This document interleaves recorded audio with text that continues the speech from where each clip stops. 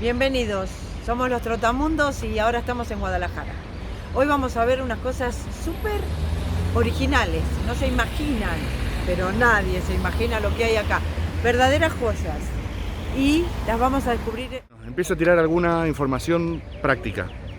La visita que vamos a hacer turística guiada de Guadalajara ciudad empieza acá, sale de esta caseta, de esta infraestructura que es la Oficina de Gestión Turística. Si yo la puse en el Google y me la dio del otro lado del parque, así que es muy fácil llegar. Que está en la esquina de la Avenida del Ejército, que es la avenida que viene directamente de la autopista que viene de Madrid. Entonces se sale de ahí, te metes directamente por Avenida del Ejército y le das todo derechito hasta llegar a la estación de autobuses que está justamente del otro lado. Es decir, es imposible que te pierdas. Te vienes aquí, te registras, pagas lo que te van a pedir de pagar porque es una visita guiada y empezamos. Bueno, pues lógicamente vamos a empezar con el origen de la ciudad de Guadalajara para conocer un poco por qué se crea la ciudad y por qué la tenemos en esta ubicación. Bueno, eso sí que lo tienen un poquito más claro. Al final, ya les digo, el origen de Guadalajara es origen musulmán, ¿vale? Se funda entre mitad del siglo VIII y principios del siglo IX. Están los primeros escritos sobre la fundación de esta ciudad. Y el origen de la ciudad es el Alcázar Real, ¿vale? Que está, ahora desde aquí no lo vemos, pero sí que quedan restos hacia allá, hacia la calle que lleva a la estación y el puente árabe, ¿vale? Así que el origen de la ciudad está muy cerquita de aquí. Los musulmanes crean ese alcázar, ese castillo, fortaleza en esa zona y lógicamente alrededor una muralla. Y en esa muralla teníamos este torreón. Este torreón y muchos otros. Luego en el siguiente torreón que vamos a ver, que es el torreón del Alamín, ya van a ver que cada 3-4 metros teníamos un torreón defensivo, ¿vale? Porque también Guadalajara está colocada en el centro de la península para proteger el reino musulmán de la parte de abajo, de la parte del sur, contra el reino cristiano que se situaba, los reinos cristianos que estaban en la parte del norte, ¿vale? Así que es una posición muy estratégica y una posición muy interesante históricamente, ¿vale? Y por eso pues, es importante esta ciudad, por ese motivo. Que sepan que los musulmanes llamaron a Guadalajara Wad al-Ayara, que significa valle de castillos, valle de piedras, relacionado también pues con el río Henares, que es lo que tenemos aquí, y con esa frontera entre los reinos cristianos del norte y los reinos musulmanes del sur, ¿vale? Los cristianos llegan a la ciudad de Toledo, la ciudad de Toledo cae, y lógicamente todas las ciudades que dependían de Toledo caen con Toledo, ¿vale? Y Guadalajara era una de ellas. Y se dice que el Cid, que era también el encargado de conquistar diferentes plazas musulmanas, encargó a su primo Álvar Fáñez la conquista de la ciudad de Guadalajara. Y se dice que Álvar Fáñez pasó a la ciudad musulmana por ese torreón, ¿vale? Que sepan que tiene dos plantas para proteger mejor la ciudad, se entraba por la de abajo y se llegaba directamente a la ciudad, y en la de arriba pues estaban los soldados protegiendo ese extramuros, esta parte extramuros de la ciudad, ¿vale? Entonces se dice que el año 1085, la noche estrellada de San Juan del año 1085, Álvar Fáñez de Minaya, mandado por el Cid, llega a la ciudad musulmana de Guadalajara y la une a la zona cristiana, ¿vale? Ya les digo que sin ningún tipo de lucha, porque al final, si que Toledo no tiene ningún sentido que las demás ciudades que dependían de Toledo tuvieran alguna batalla, no tenía ningún sentido, ¿vale? Así que por eso se llama actualmente Torreón de Álvar Fáñez. Sí que los restos de torreón que tenemos actualmente ya son del siglo XIV. ¿Vale? Porque bueno, de época musulmana nos queda, pues, ya les digo, parte del Alcázar casi no queda nada y no sé qué nos queda el puente árabe, pero el torreón, los restos que tenemos actualmente ya son del siglo XIV. ¿Qué pasa? Pues bueno, al final, si esta zona se estabiliza, si esta zona se pacifica, no tiene ningún sentido que las ciudades sigan teniendo murallas. Entonces, a los torreones se les da diferente. Por ejemplo, este torreón de aquí, ya en el siglo XVI, se convierte en ermita, ¿vale? Llamada Ermita de Cristo de la Feria. En la parte de abajo teníamos una ermita y progresivamente la parte superior, que se queda sin ningún uso, se va destruyendo. Luego, ya les digo, en el otro torreón también vamos a ver una fotografía de cómo estaba este torreón a finales del siglo XIX. Destruido, ya ves. Sí que quedaba parte de la ermita, pero solo... Tiene forma pentagonal, ¿vale? Son 5 lados, en vez de 4 o en vez de forma redondeada, que era como los cristianos hacían ese tipo de torreones. Esta forma lo que permite es proteger muchísimo mejor el extramuros de la ciudad, porque si acaba en pico, todas las personas que quisieran acceder a la ciudad lo tendrían más complicado.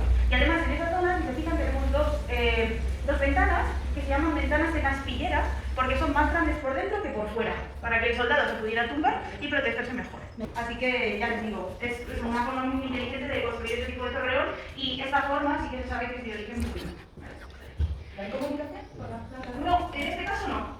En el otro torreón sí que vamos a ver que sí, pero en este caso no, para lógicamente proteger mejor la zona, para controlar mejor quién pasa por debajo. ¿Vale? Así que eso es lo que tenemos. Y como ven, también tenemos diferentes fragmentos del Cantar del Mío Cid donde aparece Al-Arfáñez y donde se nos cuenta que es el primo del Cid. Y a este lado de aquí, el escudo de la ciudad. ¿Vale? Que aquí al que tenemos es Al-Arfáñez llegando a caballo a la ciudad musulmana de Guadalajara en esa noche estrellada de San Juan del año 1085. Y este torreón, que como lo ven redondeado porque está cristianizado, se dice que es el torreón de Al-Arfáñez. ¿Vale? Así que ese es el escudo de la ciudad. Lo van a ver por todos lados, así que no se lo van a olvidar nunca más.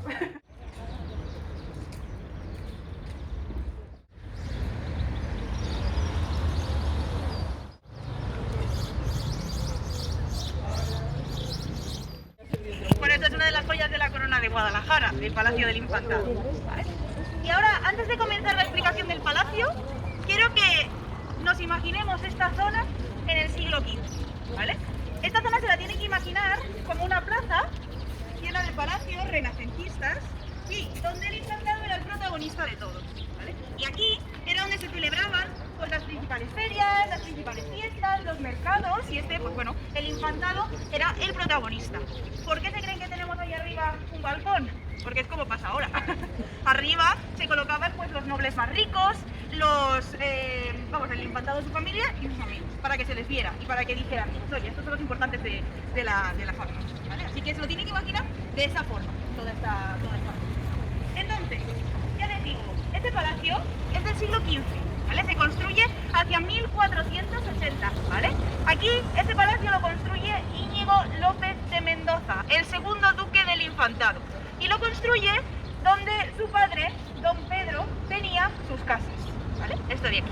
¿Y para qué lo construye? Pues para hacer visual el poder que tenía la familia Mendoza en este momento, ¿vale? Y mandará a construirlo a uno de los grandes arquitectos del momento, que fue Juan Guas.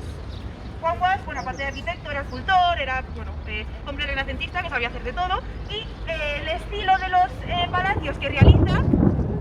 Bueno. Era estilo gótico isabelino, ¿vale? ¿Conocen la Casa de las Conchas de Salamanca? Pues es el mismo estilo, ¿vale? Y es el mismo arquitecto. Allí tienen conchas, aquí tenemos puntas de diamante, ¿vale? Que son estas puntas que salen del palacio. Y, por supuesto, tenemos una gran puerta. Y a mí también me gusta destacar que, si se fijan, normalmente las puertas de las casas y en los palacios están en el centro de las fachadas, ¿no? Aquí, como ven, no la tenemos en el centro, la tenemos hacia la izquierda. ¿Por qué? Porque esa calle que sube, o que baja, es la calle Madrid, se llama calle Madrid, y es por allí desde donde se llegaba desde Madrid, que fue una de las capitales itinerantes del siglo XV, hasta que se instaura en el siglo XVII como capital oficial. ¿Qué querían los Mendoza? Que todo el mundo que llegara de Madrid, lo primero que viera fuera esta espectacular puerta, y que no hubiera ninguna duda de que los que realmente mandaban eran la familia Mendoza. ¿Vale? ¿Y cómo se ha representado? Pues lo primero, esas dos columnas que representan fuerza y poder. Y en el centro, los escudos de la familia Mendoza a la izquierda y a la derecha Luna, justo encima de la puerta de madera. Arriba, dos velludos, dos hombres fuertes que están sujetando el escudo de la familia Mendoza en el centro, el más grande, y alrededor diferentes escudos que representan las diferentes propiedades y territorios que tenía la familia. Así que con esto ya no tenemos ninguna duda de que los Mendoza tenían muchísimo poder, ¿vale? Y lo representan así. Y eso ha quedado, pues miren, desde el siglo XV, o sea, 600 años. ¿Vale? Así que, bueno, es espectacular y maravilloso y esa joya de Guadalajara. ¿No? Proporcionada con estas ventanas rectas, la puerta en el centro y por supuesto el escudo de la familia Mendoza también coronándola, ¿vale? Así que vamos para adentro. Fíjate esa escalera. Guau, guau.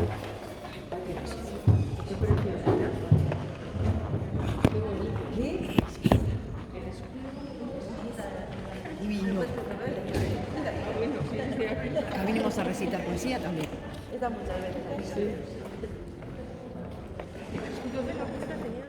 Hemos llegado al patio de los leones, ¿vale?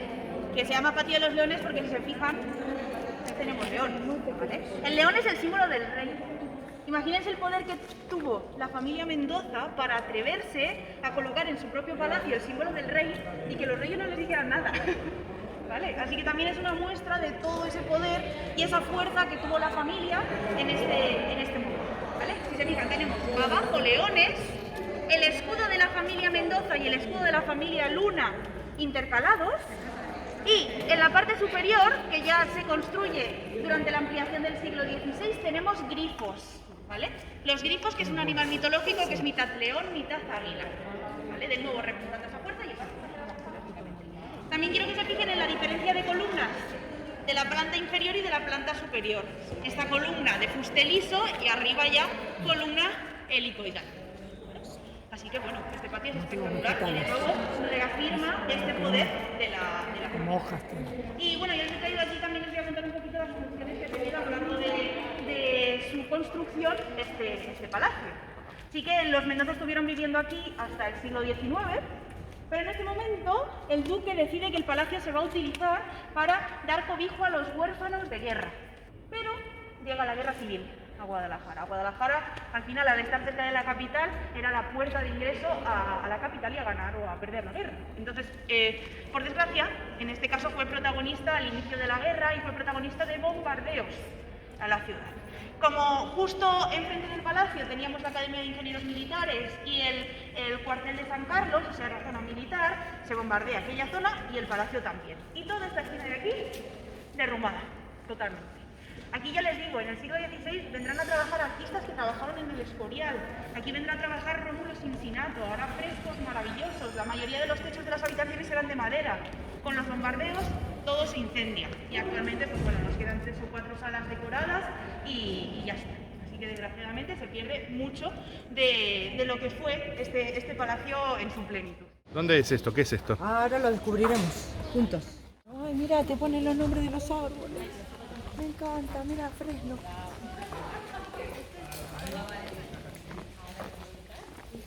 Será la capilla, ¿no? Pues como les he comentado, ahora hemos llegado al palacio del hermano pequeño de Íñigo López de Mendoza, que fue Antonio de Mendoza. ¿Vale? Antonio de Mendoza luchó en la guerra de Granada contra los musulmanes y claro, él vuelve a Guadalajara siendo muy rico. Y hacia 1510 decide que va a construir en la ciudad de su familia un palacio puramente renacentista, ¿vale? Que sepan que el Palacio de Antonio de Mendoza es el primer palacio renacentista que se construye fuera de la península itálica, ¿vale? Así que fíjense, está este y el Palacio de Cogolludo, que es otro pueblo de aquí de Guadalajara, en el que solo queda la fachada, pero bueno, que sepan que así estaban a la vanguardia de todos los Mendoza que construyeron este tipo de edificios. Y el palacio original sería este edificio de aquí. Si se fijan en la puerta, a modo de arco de triunfo, de hecho, tienen diferentes elementos que representan que la persona que vivía aquí era un gran guerrero. Si se fijan a los lados, tenemos espadas, tenemos cascos, tenemos escudos, relacionados con eso, ¿vale? Relacionados con que Antonio Mendoza era un gran guerrero. ¿Qué pasa con Antonio Mendoza? Pues que fallece antes de terminar la construcción de su palacio. Y como él no tenía hijos, toda esta zona pasa a manos de su sobrina, Brianda de Mendoza. Y Brianda de Mendoza decide que ella no quiere un palacio y lo que quiere construir es un convento, el convento de la Piedad, que es como se llama. Y en ese convento, ella lo que quería hacer era instruir a las nobles de Guadalajara para que antes de casarse tuvieran conocimientos básicos. Así que ella crea este convento y aquí, pues bueno, vendrán estas nobles de Guadalajara antes de casarse, ¿vale? Ellas y todo su séquito. Así que era uno de los conventos más importantes de la ciudad. Y además, manda a construir una iglesia, que justo está de aquí, que la mandará a construir a un artista que se llama Alonso de Covarrubias, ¿vale?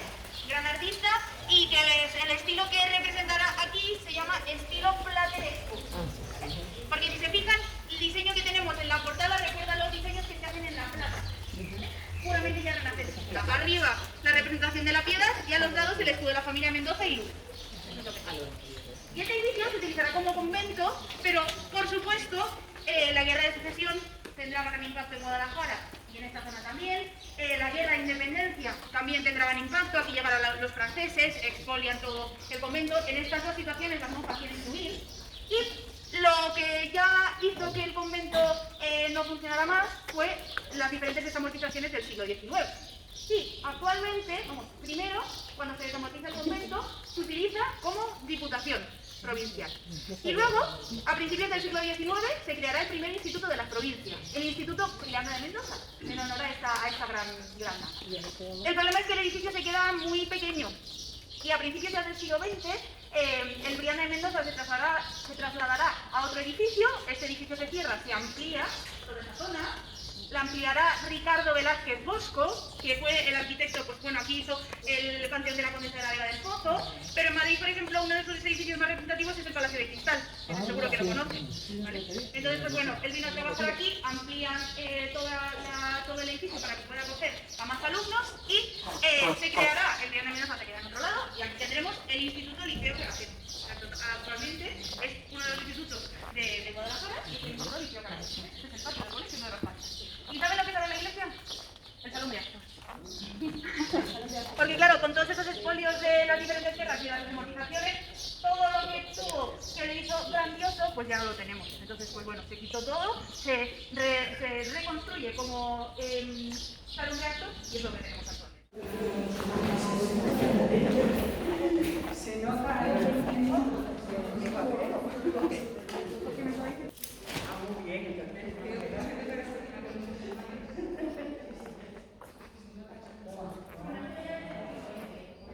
Cómo estaba el techo pues en época del convento, y también para que se hagan una idea de cómo estaba decorado el infantado antes del incendio.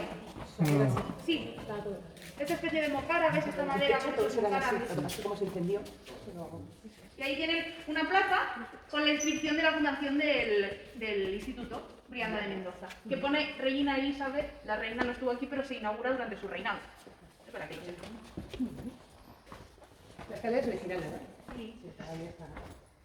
Sí, se nota los pastizales. Sí, pero además es que aquí tiene mucha playa. Maravilloso. Y ya decimos es el patio del instituto. Todas las puertas que ven son aulas. Ya digo igual. ¿Por qué lujo tener un instituto? Sí. Y esa.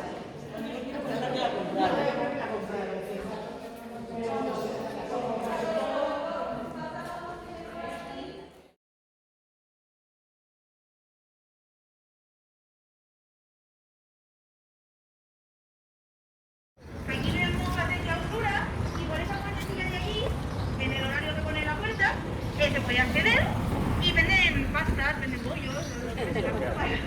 Y nada, como son de clausura y no se les puede ver, pues tienen una rueda, se mete el dinero y por el otro lado luego salen los pastelitos. Así que si tienen curiosidad, que sepan que ahí está el horario y que pueden acceder.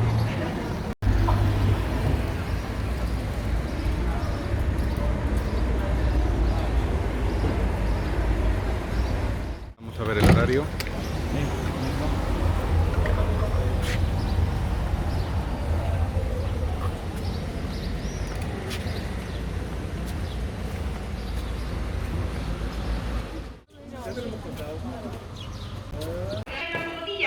No. Qué pena. Aquí en el siglo... Sí, podía ser también. Pero que sepan que aquí en el siglo XVI, en esta zona, una noble de Guadalajara que se llamaba Inés de la Cotilla tenía sus casas. Y cuando en el siglo XVII se construye ese palacio, pues en honor a esa dama, se llamó el Palacio de la Cotilla. Lo que tenemos actualmente ya es una reconstrucción realizada en el siglo XIX por los marqueses de Villamejor. ¿Vale? Los marqueses de Villamejor, que sepan que fueron los padres del conde de Romanones y que están relacionados pues, bueno, con la familia Figueroa.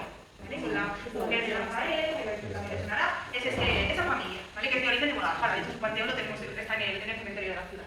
Y la familia Figueroa era la marquesa de Villamejor y luego, bueno, el marqués de Villamejor. Ella dio un título y él pues tenía dinero. En este caso, de hecho, él se dedicaba, se dedicaba al comercio. Ellos tenían tres casas, la de Guadalajara, en Madrid y en Marsella. ¿Por qué en Marsella? Pues porque a finales del siglo XIX, Marsella fue uno de los principales puertos donde llegaban todos los elementos decorativos relacionados con Asia. ¿Vale? En el siglo XIX, en los reyes se puso de moda en el siglo XVIII decorar sus casas con elementos asiáticos, exóticos, y en el siglo XIX se populariza entre la nobleza. Y los marqueses de Villamejor quisieron decorar una de sus salas del Palacio de Guadalajara con elementos decorativos relacionados con Asia. ¿Vale? Y eso es lo que... Prepárense porque van a ver algo único, impresionante e inesperado para esta zona. No digo más.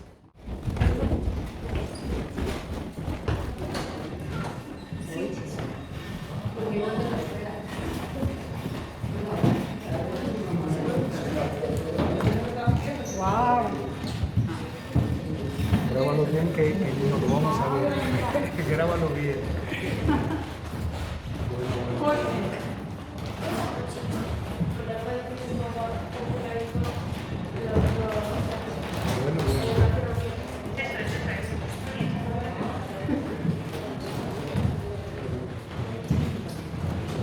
¿Se esperaban esto en Guadalajara?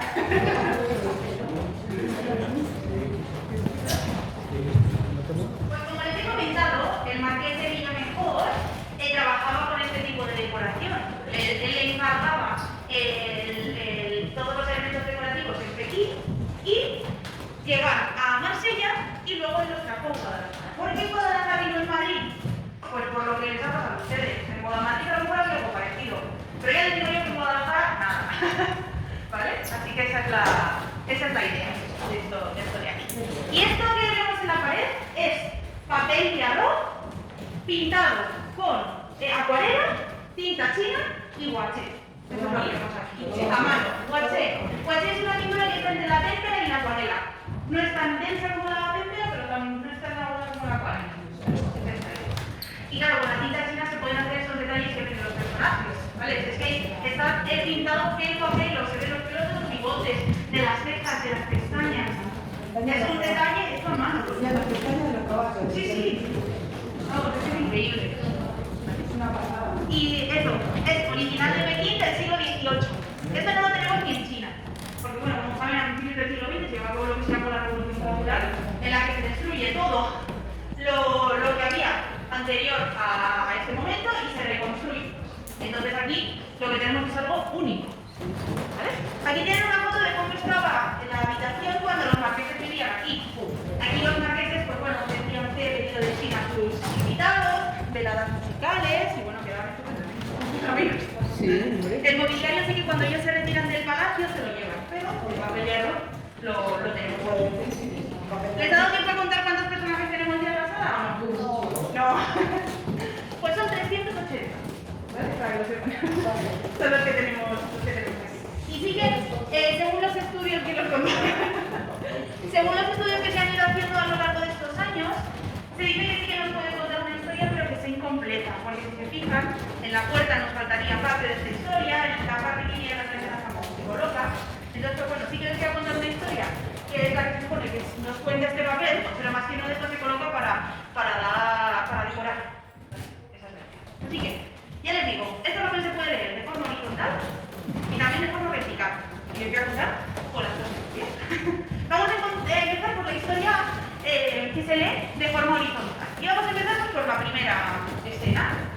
Si se fijan, aquí en el centro del papel lo que vemos es la llegada de un recaudador de impuestos venido desde Pekín. Es un emisario del emperador, porque si se fijan en el pecho tiene una garza y un collar de perlas, eso significa pues, bueno, su estamento social alto, y está llegando a un pueblo para recaudar impuestos. ¿Vale? Esa es la idea. Si se fijan justo detrás ahí, entre los árboles tenemos un señor que les ha tirado flechas. ¿Qué? ¿Vale? Porque les pasa entonces ahí en la esquina, justo ahí, a la derecha. ¿Vale? Y está pues, llegando con todo su séquito, con la comida, con el té, todo, a recaudar impuestos. ¿Vale? Esa es la primera escena. Ahora vamos a ver la segunda escena, que es esta de aquí, en la que tenemos a estos cuatro personajes que están extendiendo este papel en el que se ve pues diferentes caracteres que lo que representan son las notas del examen de funcionariado que se hizo a este pueblo. Cada vez que llegaba un emisario del emperador a un pueblo se hacían exámenes de funcionariado para ver si había alguna persona útil para el imperio y para irse con ellos a Pekín. ¿Vale? Ser funcionario del emperador en este momento era lo más. Si aprobabas este examen, ya eran uno de los más difíciles, ya tenías la vida resuelta posible. Y esa letra roja en China, vamos, esa letra china roja es la letra que representa China en China. ¿Vale? Esa es. Que aquí tenemos un personaje muy curioso que se lee, que significa llevar gafas. Pero los monóculos. Eso es lo que tenemos. Maravilloso. Siguiente escena. Miren, esta de aquí nada tiene que ver con lo que les he contado hasta ahora. Aquí lo que vemos es la representación de un acto de vasallaje entre dos señores feudales, que son estos de morado, este de aquí y este de allí. Este está recibiendo en su casa a aquel de allí, ¿vale? Aquí estamos hablando aún de sociedad testamental, ¿vale? En la que se tenía otro. Pues esa es la escena que estamos viendo aquí. Como les he dicho, pues eso, como este papel está para decorar, pues esa escena no tiene nada que ver con lo que les he contado hasta ahora. ¿Vale? Así que esa es. Siguiente escena.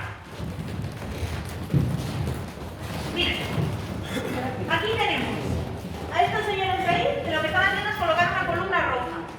Cada vez que venía un emisario del emperador a un pueblo, se colocaba una columna roja. ¿Vale? Esta columna de aquí, y con dos piedras a los lados se contaba pues, la historia de la llegada de este emisario. Y si se fijan aquí, tenemos al funcionario del emperador que está juzgando al personaje que le estaba tirando flechas allí. ¿Vale? La siguiente ya es el recaudador de impuestos haciendo su trabajo. Recaudando impuestos. Ven al recaudador y la fila de los señores feudales llegando para pagar. ¿Vale? Y ya la última escena es el recaudador de impuestos, pues ya comiendo las galletas, bebiendo té y preparando todo para irse a la siguiente ciudad. Y así es esta escena, tan bonita. Vale, esta es la estructura horizontal que les estaba contando. Pero también, por supuesto, tenemos lectura vertical. Y en esta lectura vertical lo que vamos a ver son los diferentes estamentos de la sociedad feudal del siglo XVIII de China. ¿Vale? Si se fijan en la parte de abajo, tenemos representados a mujeres, por ejemplo, aquí se ve bien, mujeres, ancianos y niños, los que se supone que en esta sociedad no eran útiles, ¿vale? También tenemos pues trabajadores del campo, por ejemplo, allí, si se fijan, la diferencia de sombreros entre aquellos que son de paja y de los que vemos en la parte central, que pues bueno, son más ricos. Entonces, en esta parte de abajo vemos esta parte más baja de la sociedad feudal de China del siglo XVIII. En la zona central vemos a los protagonistas de la historia, el funcionario, con los señores feudales, con los nobles de ese momento. Y en la parte superior, el protagonista es la naturaleza, porque en la filosofía china es importantísima, no está de relleno, está como protagonista. Arriba también, por ejemplo, en ese del fondo, si se fijan, tenemos a mujeres en las casas, en su vida cotidiana, músicos, ¿vale? Es como otra parte de la sociedad feudal. Que bueno, es maravilloso, la verdad. Y aquí tenemos otras escenas en las que, por ejemplo, ven que hay mujeres y niños y la técnica que se utiliza para hacerlo es la silografía. No sé si la conocen, pues miren, se hacen en placas de madera, se talla un diseño, se entinta y se coloca como si fuera un sello. Entonces, claro, así se pueden hacer varias escenas varias escenas iguales con esta técnica. Si fijan, hay algunas repetidas, ¿vale? Porque una vez que tienes toda la madera hecha, pues solo ir poniéndola y ya está. Solo.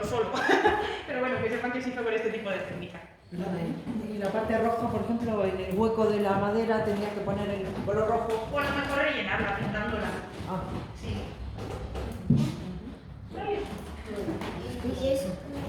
Miren, estos cuadros que tenemos aquí y todos los que hemos visto subiendo la escalera y los que decoran aquí la sala son de un artista de Guadalajara que se llama Regino Pradillo.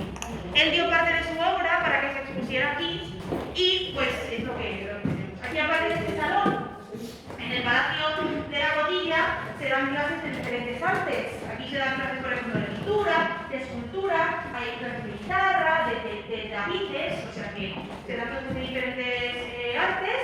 Y también hay dos salas dedicadas a otros dos artistas de Guadalajara, que son Antonio Burro Vallejo, que le conocerán por el teatro, por todos sus escritos como escritor, pero también van a poder ver en esta sala cuadros de este artista, y José de Grez, que no es tan conocido. Él sí que él nació en Guadalajara, porque sí que su familia tenía origen catalán, vivió la mayoría del tiempo de su vida en Nueva York, y una de sus obras más conocidas es Alicia en el País de las Maravillas, la escultura que hay en Central Park.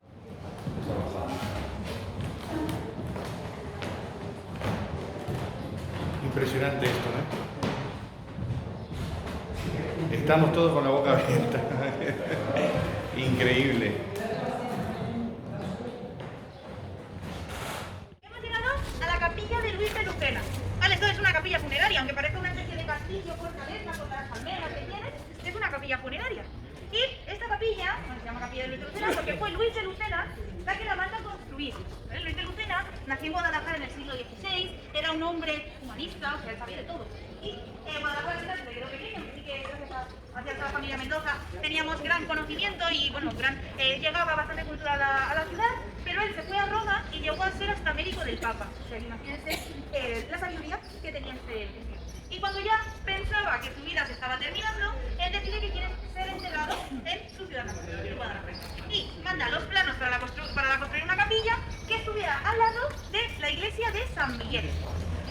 Aquí estaba según subíamos que había una gasolinera abajo. Pues ahí donde estaba la antigua iglesia de San Miguel.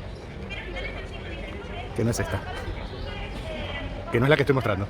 El problema de gran desempleo y que era una ciudad que no estaba adaptada para la llegada de los coches. Porque, bueno, esta carretera de aquí era la antigua carretera de Zaragoza. Y sin pasar por esta calle se podía llegar a Zaragoza. La iglesia de San Miguel Pues lo puedo creer. otras molestaban en esta nueva estructura que se quería dotar a la ciudad. Entonces, ¿qué se pensó? Bueno, hay edificios antiguos que molestan para este nuevo traslado. Y además tenemos un gran problema de desempleo. Pues vamos a emplear a esta gente que no tiene trabajo en tirar estas iglesias. Hacemos una ciudad con calles más amplias y encima empleamos a personas. La idea de patrimonio no se tenía. Esta ilusión se conserva porque se utilizará como leñeras y como el sitio donde se dejaban los restos arqueológicos de estas iglesias que tiraron en este momento. Entonces, gracias a esa utilización, gracias a ese uso, la capilla está. Y menos mal que lo hemos conservado porque, bueno, es ejemplo de arte manierista y mudéjar importantísimo en Guadalajara. ¿Vale? Que sepan que Luis de Lucena conocía la obra de Miguel Ángel. Él había conocido la Capilla Sixtina. Y esas proporciones desproporcionadas manieristas de finales del Renacimiento, él las traslada a la arquitectura y mandará a construir esta maravilla. Donde vemos estas desproporciones, por ejemplo, en estas columnas enormes. ¿Vale? También Luis de Lucena lo vemos en la construcción de la Capilla en Madrid. Elementos constructivos utilizados en estos diseños. Y él manda a construir la capilla para que sus restos se trasladan aquí y hacer un segundo piso y trasladar toda su biblioteca aquí y hacer una de las primeras bibliotecas públicas del mundo y que todo el mundo pudiera acceder a los conocimientos que él obtuvo. Qué bueno. ¿Está enterrado ahora mismo Luis de Lucena aquí? Obviamente que no. Luis de Lucena se dice que está enterrado en Roma, en la iglesia de Santa María del Popolo. ¿Se trajo su biblioteca aquí? Tampoco. Vale, su biblioteca al final se la quedaron sus sobrinos porque él tampoco tenía hijos, la vendieron. Al final conocieron su capilla y su historia y vamos a ir al interior, que también es maravilloso. Un grande. Uno de los restos arqueológicos que se ha conservado de estas iglesias que ya no tenemos, pero bueno, son muy interesantes. Así que vamos para allá. Wow. Wow, wow. La capilla de Luis de Lucena a la iglesia, ¿vale? Como ven, pues está muy calada, o sea, está todas las paredes en blanco, porque el problema de esta zona de Guadalajara es que es muy húmeda, ¿vale? En todos esos pueblos tenemos agua, entonces eso hace que los edificios se vayan deteriorando más rápidamente. Y también me parece curioso destacarles la forma de que tiene esta capilla. Aquí ven cómo estaría situada la iglesia de San Miguel y cómo está colocada la capilla sobre la iglesia. Aquí hay un arco que está tapado y que aquí tendríamos el acceso de la capilla a la iglesia de San Miguel. ¿Vale? Este modelo es muy interesante porque vamos a ver cómo de la iglesia de San Miguel, este es un grabado del siglo XIX. ¿Vale? Se fijan, estos arcos que hemos visto tapados antes, pues bueno, son un poquito más hondos. Fíjense cómo era la iglesia y cómo estaba unida a la capilla. Esta es una fotografía de 1877, del momento en el que se tira la iglesia de San Miguel. Y luego también otra de las iglesias importantes que se tiró en Guadalajara fue la iglesia de San Gil. Que estos restos, estos arcos polilobulados que ven, decoraban esta iglesia de San Gil. Esta iglesia de San Gil está en el barrio de Bardales, subiendo esta calle de aquí, y sí que queda la zona del ábside, queda esta foto de aquí. Esto es lo que ven, esto es lo que queda de la iglesia de San Gil. ¿Vale? Así que bueno, los paneles no quedan, al menos. Esta escalera grandín daría acceso a la segunda planta, que es donde se construye, donde se hizo el espacio para la biblioteca que nunca fue. Entonces, sí, si quieres subir, ya les digo que no hay nada, pero si quieres subir, no hemos subido todos, pero bueno, no hay nada. Y lo que sí que es interesante comentarles es los frescos de la parte superior. Aquí vienen a trabajar artistas renacentistas manieristas, que conocíamos, como les he comentado, la obra de Miguel Ángel. Y aquí los que tenemos son frescos relacionados con escenas del Antiguo Testamento. Por ejemplo, este de ahí se reconoce muy bien, que es el Cerro de Oro. Y el estilo es manierista, ¿vale? Entonces, nosotros lo llamamos la pequeña Capilla Sixtina. ¿Vale? Esta de aquí. Porque bueno, sí que se recuerda algunas de las figuras a lo que es Miguel Ángel en el tiene la comparación de todos los restos de la pintura que quedan y la comparación con los personajes que hizo Miguel Ángel en la Capilla Sixtina. Así que es interesante. Vamos a subir a ver cómo se ve de acá. ¡Wow! Sí, bueno, desde ahí sí. Arriba de todo no hay nada. Pues si quieres...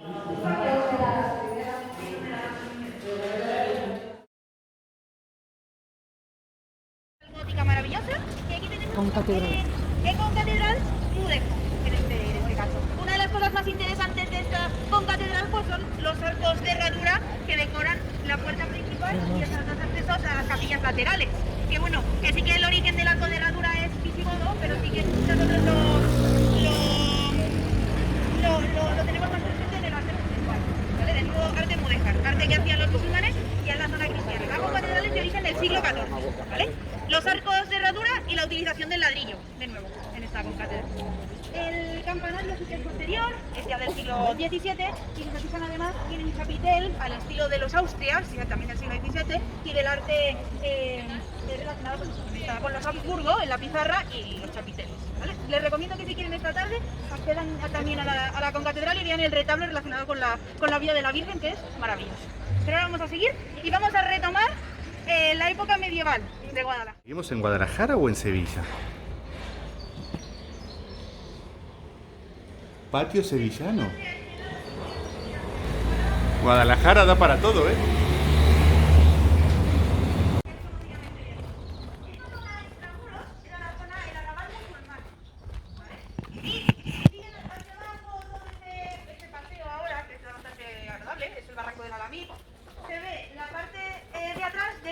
Arqueológicos que quedan del Alcázar.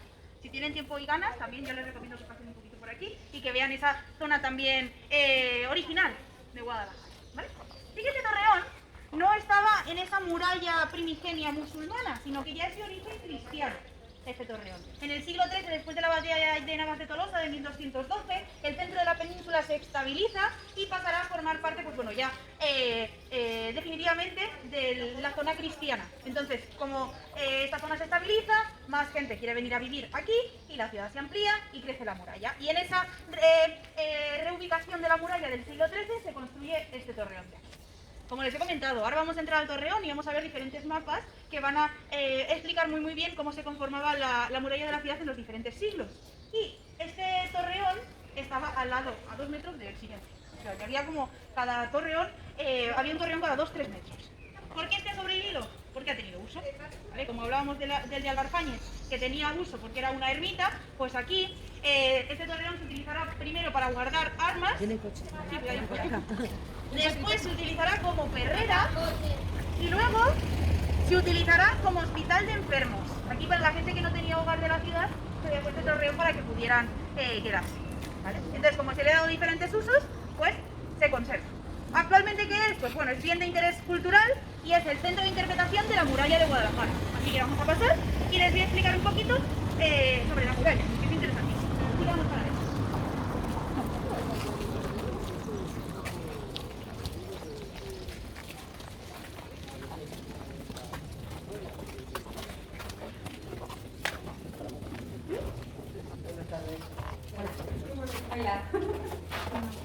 Hola.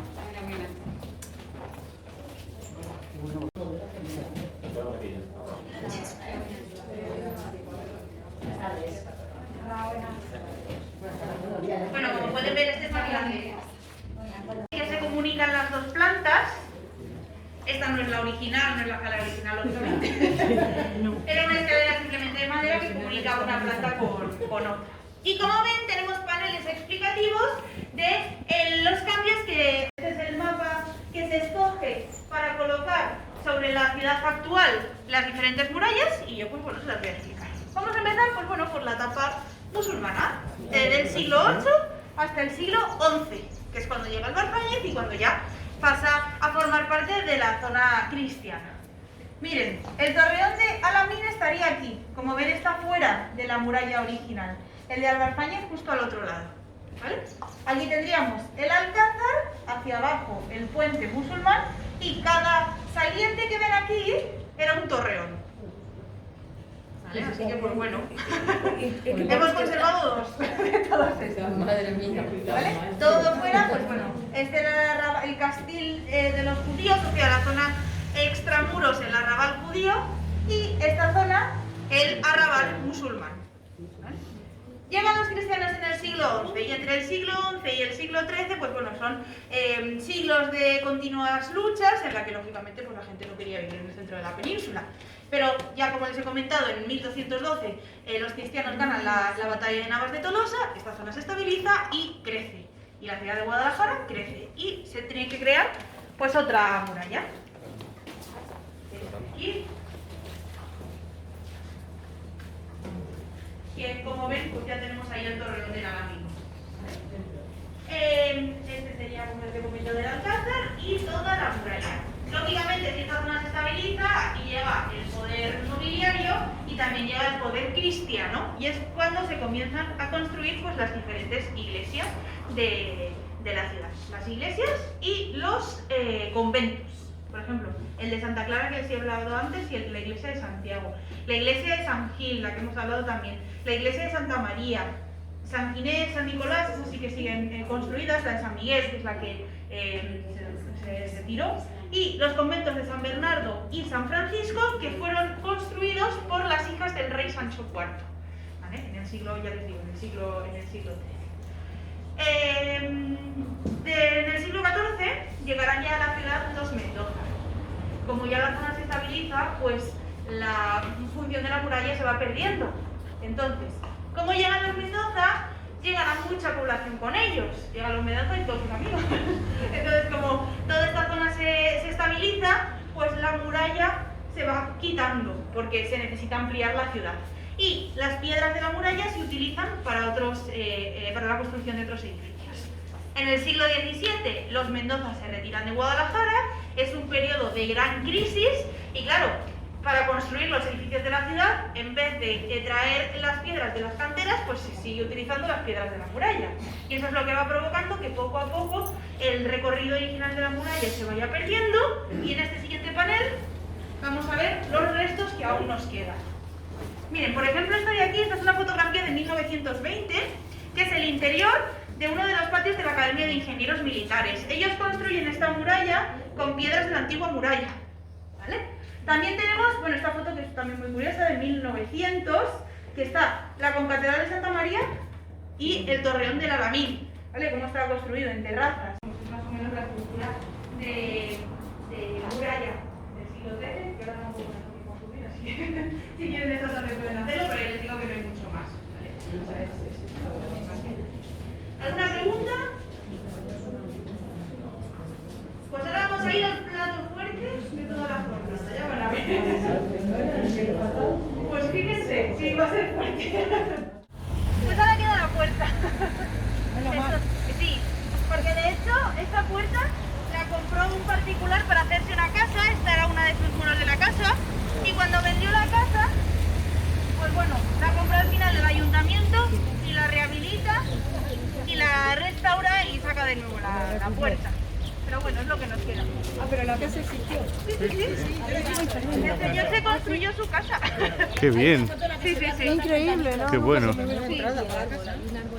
Está bien. tiene una de las paredes. Entra ahí en este hueco y hace una pared. Ahora para clavar un clavito te la... complicado. Vamos con la niña a subir la última puerta.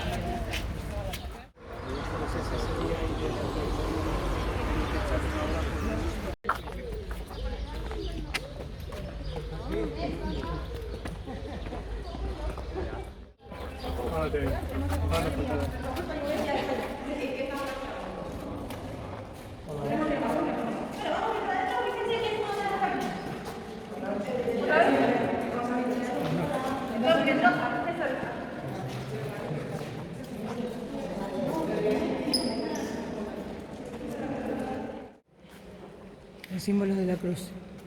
Los clavos, el martillo, la cruz, la corona de espinas, el lino con el que envolvieron a Jesús, y la calavera, que quiere decir Calvario, quiere decir Gólgota, que es calavera. Llegado a la iglesia de San Francisco.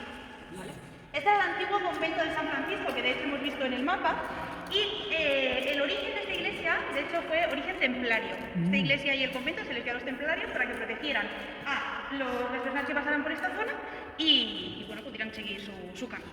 Pero luego se les dio a los franciscanos. Y los franciscanos sí que ya hicieron la iglesia, ampliaron el convento, hasta el siglo XIV. En el siglo XIV este convento se quemará. ¿Y quién estaba ahí para restaurarlo? Los mendozanos. Los que tenían plata. Ellos tenían mucho dinero, decidieron ayudar a los franciscanos a cambio de que los franciscanos se pudieran enterrar en...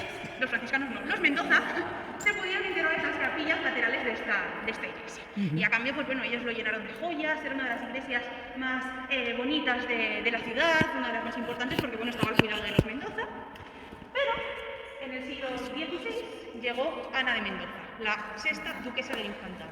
Ana de Mendoza decide que ella no se va a enterrar en las capillas laterales y que quiere enterrarse justo debajo del altar mayor de esta iglesia. Y ella manda construir en este momento, justo donde ven esa ciudad de luz, abajo, una cripta para ella, para su marido y sus hijos. Pero el 10º duque del Infantado, Juan de Dios de Mendoza, decide que al final, justo debajo del altar mayor, va a hacer la capilla, la cripta de toda la familia. Hace una ampliación de la capilla, de la cripta, que es lo que vamos a ver, y la da a imagen y semejanza de la del Escorial. Porque los Mendoza vivían como reyes y también querían ser enterrados como reyes. Así que es espectacular. Ahora vamos a bajar a verlo y van a ver que es una maravilla. ¿Qué pasa con esta iglesia? ¿Por qué ahora la vemos tan blanca, tan poco decorada? Pues bueno, como les he comentado, aquí pues bueno, las guerras también llevarán a diferentes destrozos. Aquí llegarán los franceses durante la Guerra de Independencia, ¿vale? En 1808. Entonces los franceses, sabiendo que estas son las iglesias más importantes de Guadalajara, llegarán, se llevan todo lo que pudieran y también bajarán a la cripta, que ahora también vamos a ver lo que pasó en la cripta. Y después de la retirada de los franceses, toda esta zona quedará para la Academia de Ingenieros Militares. Si se fijan, según subíamos la cuesta, había una garita. Aquí, si no eras militar, no podías entrar. Esta toda era una zona militar. Las casas que hay alrededor eran de los militares. Y esta iglesia se utilizó como almacén. Claro, por eso, al no tener esa función religiosa, al no tener el cuidado oportuno para su conservación, pues cuando ya los ingenieros militares se retiran de aquí y vuelven a restaurar la iglesia, muchos de los frescos y la decoración que teníamos primigenia ya no se pudo conservar. Aquí sí que ven algo, se fijan los frescos de esa capilla. Allá al principio hay una que pone, esta capilla es de la familia tal, porque claro, aquí se enterraban los Mendoza y también los hombres más importantes de la ciudad. Y los frescos que mejor conservados están son los que tenemos en el altar mayor. ¿Qué son? Dragones. Este tipo de diseño fue muy común en las iglesias del centro de la península durante el siglo XIII. Son los nervios, las fauces están blancas y sale la lengua. Y en el siglo XIII, en el centro de la península, fue un periodo de malas cosechas, de muchas plagas, y los españoles, los habitantes de ese momento de la península pensaron que era un castigo divino. Maldición. Entonces, ellos, fue muy común colocar en las iglesias, en los nervios de las cúpulas de las iglesias de este momento, dragones, porque se decía que el dragón, si lo mirabas y eras pecador, te cogía el alma con sus fauces y las llevaba directamente al infierno. ¿Vale? Entonces, pues bueno, se colocaba como a modo de aviso. Protección, de que si pecabas, de que por tu culpa había habido malas cosechas, ibas a ir directamente al infierno. Así que eso es lo que tenemos aquí. ¿Pero por qué se caen dragones en medio? Porque era como un castigo. Los dragones eran eso, los que cogían el alma y los llevaban al infierno. Sí. Ángeles, pues bueno, al otro lado. Esos eran más cariñosos, estos no. Una pregunta, ¿vuelve a tener luego función de iglesia? Ahora, por ejemplo, en esta iglesia se dan las misas que en verano, porque en vez de la concatedral que hace más calor, las dan aquí. Está divina, Sí, está fresquita. está más súper fresquita. Está muy Entonces bien. en verano las suelen dar aquí. Y luego pues para misas, pues para bodas y eso también se celebran aquí. Sí. Bueno, pues ahora vamos a bajar aquí.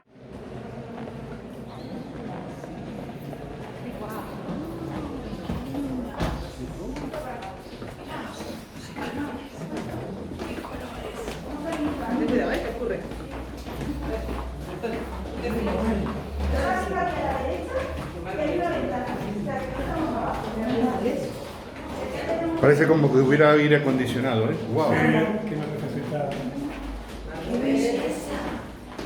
¡Qué bueno!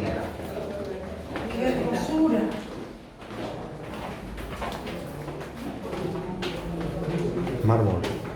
Y es muy honda, para lo que normalmente es una cripta. Y porque dijo que lo ampliaron, ¿te acuerdas? Sí, porque primero era solo para la familia de ella y después se... Y luego, claro, el otro dijo que para toda la familia, y toda la familia tenía que hacer la más. Pero la bien. Sí, es igual que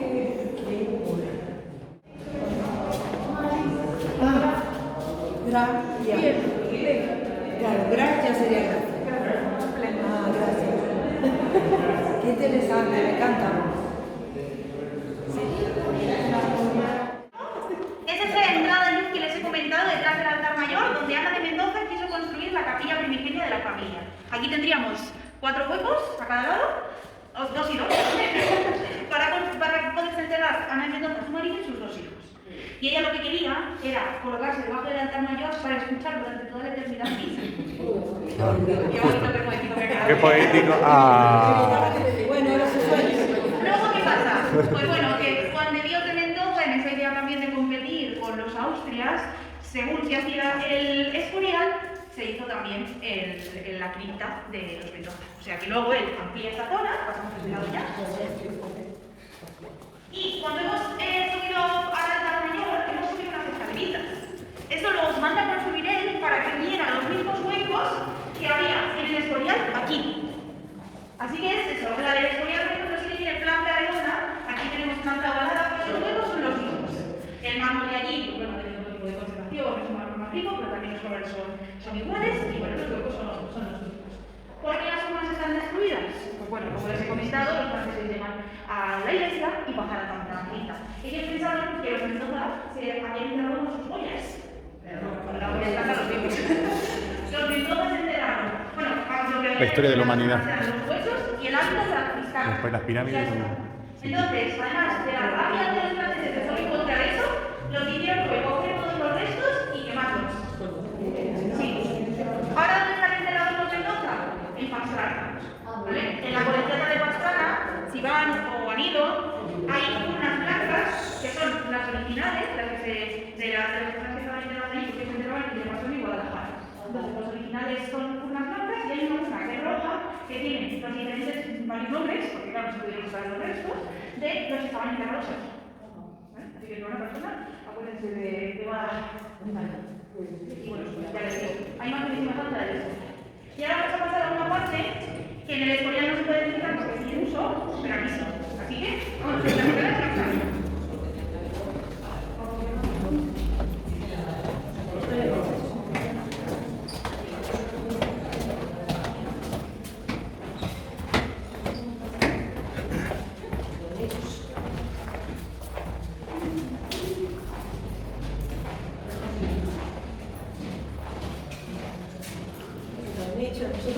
Pudridero.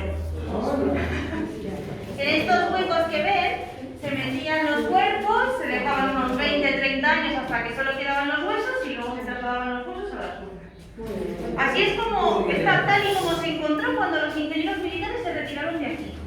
¿Vale? Tienen esos agujeros, pues bueno, para que entre el aire y se haga este proceso de pudrir. Imagínense, estas de las solo podían entrar los franciscanos y eran los que trataban los cuerpos. ¿Vale? Pero también si se fijan, estamos a pie de calle. O sea que también la ventilación era continua. Y también tenemos unos paneles muy interesantes, por ejemplo este de aquí, esta foto es del año 2008, se hace de la reconstrucción, y como ven, pues bueno, el suelo destrozado, esa especie de altar también, y bueno, ya en 2008 se restaura y se puede Qué interesante esta visita a la cripta. Y estas escaleras, solamente con las escaleras, el mármol que está puesto de diferentes colores y los escalones también.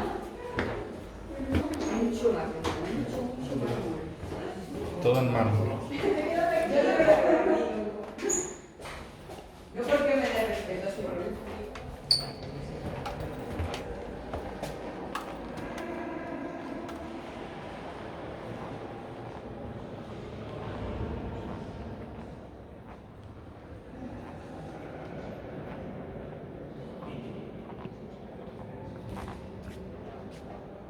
Esto es lo que veíamos recién arriba.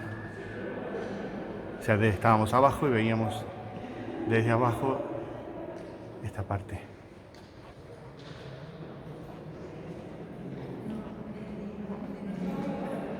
Bueno, muy pocas veces se puede estar en esta posición en la iglesia, a menos que seas el cura, que no es mi caso, ni lo va a ser.